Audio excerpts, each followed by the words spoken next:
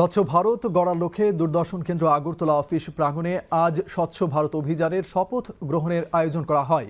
দূরদর্শন আগরতলার অফিস প্রাঙ্গণে শপথ বাক্য পাঠ করান দূরদর্শন আগরতলার অফিস প্রধান জে.বি. চরকপল্লী এবং সংবাদ বিভাগের প্রধান কুনাল ভি সিন্ধে। অনুষ্ঠানে উপস্থিত ছিলেন দূরদর্শন আগরতলার অনুষ্ঠান প্রধান আলপনা দাস সহ দপ্তরের অন্য আধিকারিক ও কর্মীরা।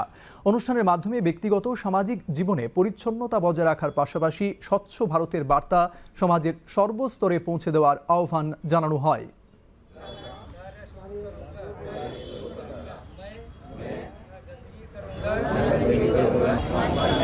Secure freedom for Mother India. Now, it is our duty to serve Mother India by keeping the country neat and clean. I take this pledge that